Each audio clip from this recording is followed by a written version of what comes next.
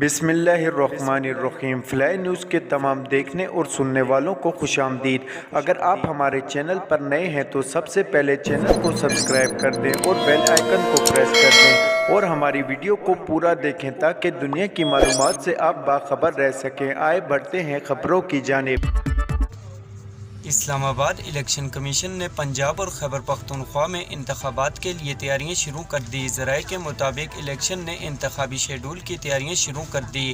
انتخابی شیڈول پیر یا منگل کو جاری کیے جانے کا امکان ہے۔ الیکشن کمیشن نے ڈی آر اوز و آر اوز عدلیہ سے نہ لینے اور پنجاب کے انتخابات کے لیے رجسٹرار لاہور ہائی کورٹ کو مزید خط نہ لکھنے کا فیصلہ کیا۔ الیکشن کمیشن نے صوبائی الیکشن کمشنر سے ڈی آر اوز اور آر اوز کی فہرست مانگ لی ہے۔ صوبائی الیکشن کمشنر آج فہرست الیکشن کمیشن کو بھجوائے گا۔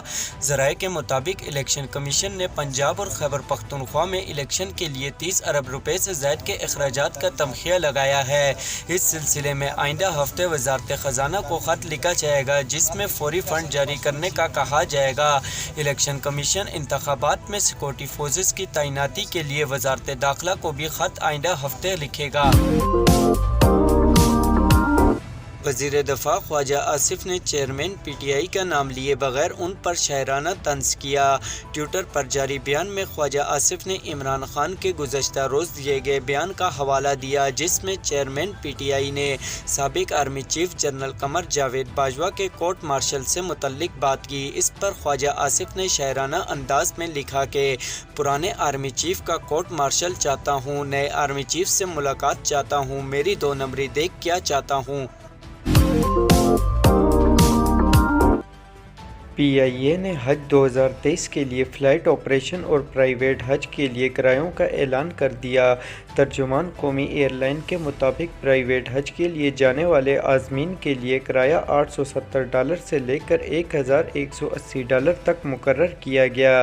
یہ کرایہ ساؤتھ ریجن جس میں کراچی، کوئٹہ، سکر، حیدرآباد شامل ہیں، نارتھ سیکٹر جس میں لاہور، اسلام آباد، پشاور، ملتان اور دیگر شہر شامل ہیں کے عازمین کے لیے کرائے کی شرح $910 سے لے کر $1220 تک ہو گئی۔ ممکنہ طور پر سرکاری حج کے تحت جانے والے عازمین کے کرایوں کا اعلان وزارت مذہبی امور کرے گی۔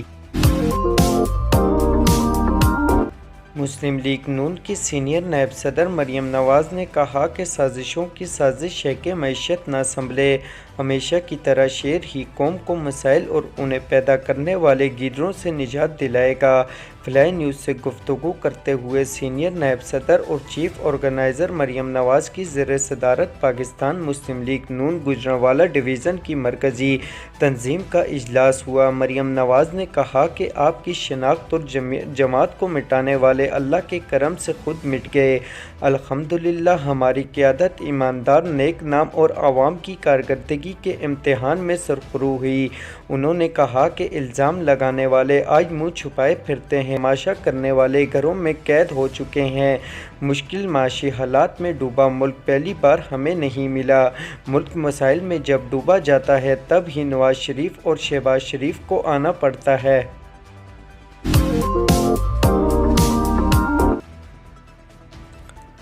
چیئرمین تحریک انصاف عمران خان کے خلاف لاہور ہائی کورٹ میں توہین عدالت کی کارروائی کے لیے درخواست دائر کر دی گئی۔ لاہور ہائی کورٹ میں درخواست مقامی وکیل نے دائر کی جس میں عمران خان کو فریق بنایا گیا۔ درخواست میں موقف اختیار کیا گیا کہ عمران خان کی سربراہی میں عدلیہ کے خلاف منظم کمپین چلائی جا رہی ہے۔ ڈپٹی اسپیکر کی رولنگ کو کالعدم قرار دینے پر ججز کے خلاف کمپین چلائی گئی۔ درخواست میں مزید کہا گیا کہ لاہور ہائی کورٹ اور اسلام آباد میں پیشی پر عمران خان چھتوں کے ساتھ عدالتوں میں پیش ہوئے، سرکاری عمارتوں کو نقصان اور نعرے بازی کرتے ہوئے عدالت میں پیش ہونا توہین عدالت ہے۔ درخواست میں مزید موقف اختیار کیا گیا کہ اسلام آباد کے جوڈیشنل کمپلیکس پر پلان کر کے حملہ کیا گیا جس کے ماسٹر مائنڈ عمران خان تھے اور عمران خان نے عدلیہ کو پریشرائز کرنے کے لیے ورکر کو جوڈیشنل کمپلیکس بلایا، لہٰذا لاہور ہائی کورٹ عمران خان کے خلاف توہین عدالت کی کارروائی کرے اور انہیں عدالت طلب کر کے جواب دہی کر لے۔